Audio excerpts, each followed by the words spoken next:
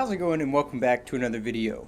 Those clips you guys just watched were shot on a 360 camera, more specifically the Insta360 and they were edited for the most part on an iPhone.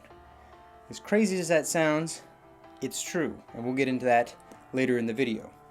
But I was sent this camera by Insta360, which kind of sounds like an Instagram knockoff app, but it is in fact a company that makes 360 cameras. They've got several different models, a little compact one, a much bigger one, and then this one. From what I can tell, this one is the most feature-filled without being a ridiculous price. Speaking of the price, it is $399, and for more info on that, check the links in the description. But let's go ahead and crack this open and see what's in the box. Taking the little cover off exposes the camera inside, which is in its own little protective case. Then this slides right off, and there is the camera itself. The top, you can see, is kind of a little cavity, and the camera can plug right into that and create its own little handle, and it seems to stay in this pretty well.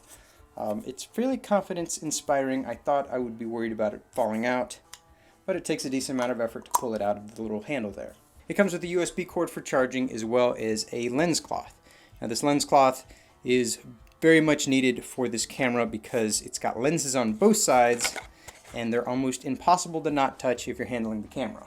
As you can see, we've got a protruding lens on the front as well on the back, and it's accented by some nice shiny piano finish plastic and then some aluminum housing which wraps the whole thing. Overall, the build quality on this thing is absolutely top-notch. It comes with a little bag of fishing line, which also has got a 1/4 thread attached to one side of it. And this is for a very specific purpose, a specific feature, so I'm going to show you guys that because it's pretty cool. Other items that I ended up getting that aren't included with the camera itself is a little remote control, which you can clip onto your selfie stick and use the little buttons to take pictures or shoot videos. Then there's also their selfie stick, which has got a 1/4 thread in the bottom, 1/4 thread at the top. It mounts onto the camera pretty easily and extends quite a ways. One of the neat things about the way that this camera stitches stuff is that because the selfie stick is right in the plane of stitching between the front lens and the back lens, it actually crops it out and overlaps it with the two images. So it gives kind of a cool perspective because it looks like you're holding nothing in your hand. It's just like a camera's floating out above you, and you guys will see that in some of the pictures and videos that we show you later. So a few things about specs. This shoots 24 megapixel stills, which is two 12 megapixel images stitched together.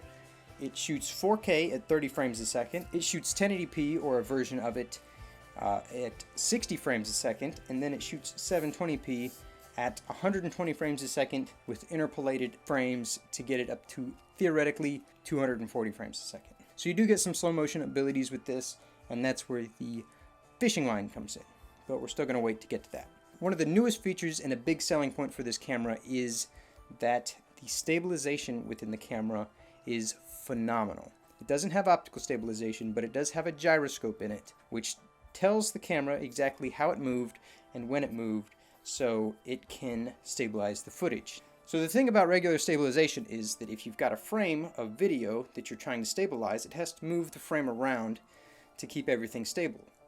But because it moves around, you then have to crop it to avoid seeing black edges like this. But the thing about 360 cameras is that you have got an infinite area to move around because it just keeps going around.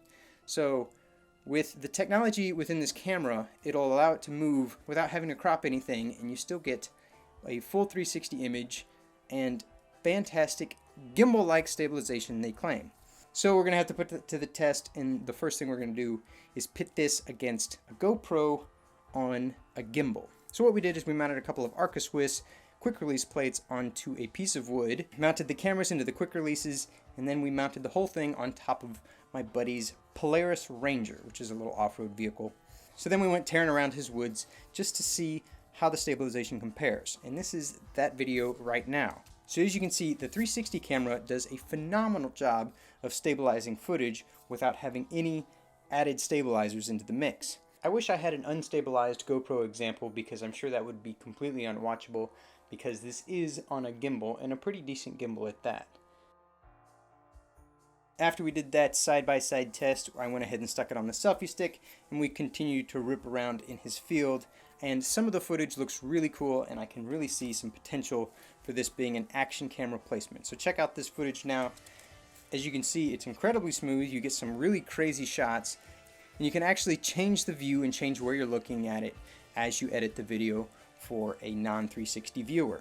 The whole idea of a 360 viewership is kind of on the wayside now, and everybody's focusing on action camera replacement. So you don't have to worry where it's pointing or the stabilization for it. You just hook it up and roll, and you can frame it later in post and have incredible footage without having to worry about the setup of an actual action camera. So the kind of party trick that this thing has up its sleeve, which is what the fishing line is for, is the bullet time mode. So what you do is you take the fishing line with the 1/4-20 thread on it, screw it into the bottom of the camera, tap the button 3 times to get it into the slow motion bullet time mode is what they call it. We've all seen the bullet time shots in films like this one here, and it's a pretty cool effect. So what this does, you can turn on the bullet time mode, which is a high frame rate, 120/240 frames a second. You then swing the fishing line with the camera attached to the end of it around your head, and it gives you this slow motion orbital panning around you. So this does all the work for you. You just hook it up and swing it around, and you've got those incredible shots. So I'd say 90%, 85% of this camera is absolutely fantastic. I have not had any complaints with it except for one big thing, and that is the low light capabilities of it. This is a tiny little camera with 2 tiny little sensors in it, and that does very poor in low light. So that's just one of the caveats of 360 cameras at this point in time. Down the road, low light performance will get better. They might be able to cram bigger sensors into these things and maybe larger apertures. So let's go ahead and get into the app that comes with this. It's got a built-in lightning connector right on the side of it, which you can then plug into your iPhone and control it from there. And for those of you wondering, what about Android with this lightning connector here? It does have a Android adapter you can get for it. I think it's another $20 or $30, but supposedly that brings all the exact same functionality to Android, but I haven't had a chance to try that out. You can hook it up via Bluetooth to act just like a remote control. You don't get any preview, so it's kind of blind shooting, but you can use it to control the video and the photos without any fuss straight from your phone. So you can either take pictures with it just like this, and it does flip the interface so you can hold it any way you want.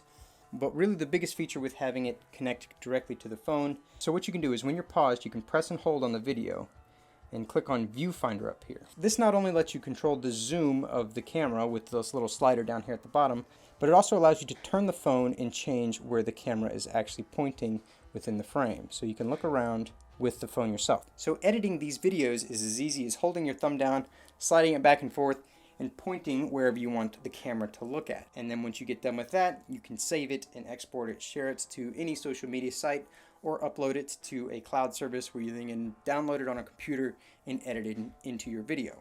I would say that that's one of the biggest features about this camera is that you can edit and share videos on the fly and share it to different social media platforms where you don't need the ability to look around the video. Everybody sees the 360 videos come by on Facebook. Nobody really wants to watch them. It's more of a hassle, and it gets shaky, and you have to try and figure out what you're looking at as the video's panning around you, and nobody likes that. So you can do it all for your friends, point at exactly what you want them to see, share it, and it creates a much nicer 360 video experience for everybody. So this little camera gives me high hopes for the future of 360 cameras because they have come such a long way in a fairly short period of time, and they're getting really good, and the ideas that are coming out with 360 video is phenomenal.